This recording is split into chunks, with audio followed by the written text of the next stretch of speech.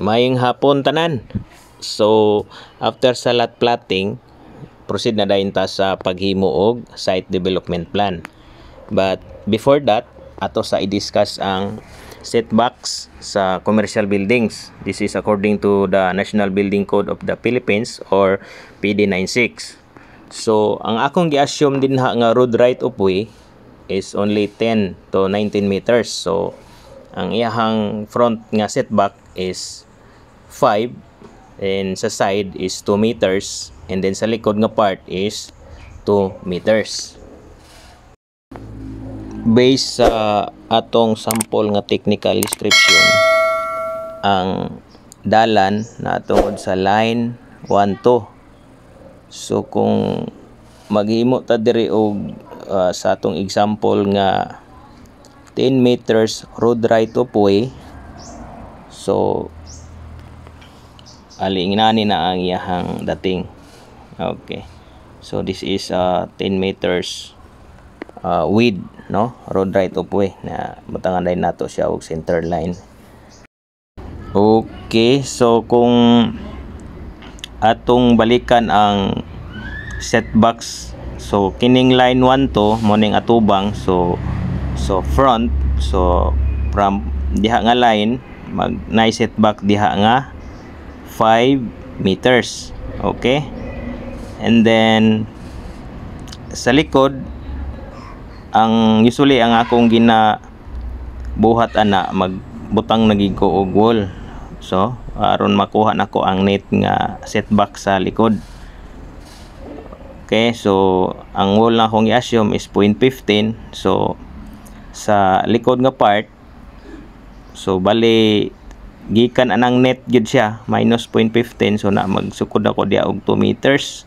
So bali kung gikan gid sa proper line, property line, ang sukod gid ana is 2.15 meters sa akong practice, no. And then ang mabilin ana guys is mo nang atong pwede mabildingan. Okay, so ang akong plano diha ang kilid magbutang raman ta og firewall. So basically inani na ang datingan nato sa paghimo og site development plan. Ang nakanindot sa SketchUp, mabutang-butangan nato siya color, no. Example kaning nakabutang na lang nato grouping nga kuan. Pwede man ni sa ato export man nato ni unya sa AutoCAD. So mara siya naka-hatch pod. So kanang naka-color red mo na ang atong building.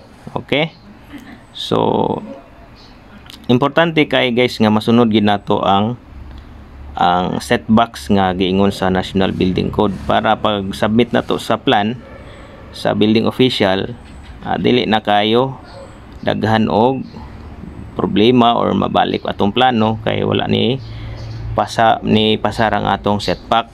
So ang balikan nato ang SketchUp, so kung butangan nato ang material, manay nakanindot sa SketchUp kay nagpresent mo sa imong client naka color coding nya. Example kanang likod mo gina ang open space, no, nga gina require sa National Building Code, and then kini sa tubang mo ni iyahang mabutang nga parking area, no, mo na atong parking area that is 5 meters. And then ang kini mo na ni ang width yun sa atong building. Okay, himuan din nato na siya og sunod mahimo tag floor plan ana. Okay, after sa SketchUp pwede ra nato ni ma-export, no. So export nato siya sa AutoCAD. So ato lang i-save dito sa atong folder site development plan. Ato lang dayon i-open. Okay, so ato ning i-copy, Control C, Control V, and then copy din nato ni sa atong template. Okay, kini nga template nako i-train ni siya nga papel na nay logo sa left side, nay title, nay location, nay sa professional nga block og sa tag-iya or sa owner nga mo pirma. Kung wala pa mo aning template, pwede ra gid kayo mo maka-create, no, og galingon yung template para pag naamoy kuan, naamoy project, dali na lang kay ninyo mag-copy raman mo ani sa mga text niya. So dali na lang ninyo mahuman ninyong trabaho. So ginahatch din nato ang building, kining atong ginahatch mo ni siya ang proposed building, no? So next ani nga tutorial is maghimuan nato og floor plan. Okay, so patsadahan lang ninyo ang kuan guys, kuan raman ni siya, tutorial raman ni siya. Patsadahan lang ninyo ang site development plan. Kamo nay bahala sa iyahang line weight, dali raman na siya pag-create ana, adto lang mo sa layers niya. And then kini for the purpose of tutorial, para mapakita lang nato ang site development plan. So basic lang ni akong ginapakita sa inyo. So butang lang ninyo ang technical description, and then kining inyong kanang mga bearing ipangbutang lang ninyo diri sa iyang side kung asa siya nga line, no? So butang ninyo diha ang iyang bearing at saka iyang distance, and then magbutang man mo ana og kuan nga point. Ang kani nga point nga example nato sa technical description is only 4 points. So 1, 2, 3, 4. And then kana atong dalan, pwede ra nato ni siya magbutang lang kadya og ma-broken lines para representation lang diha ang dalan. Then ang center line imo ipakita, no?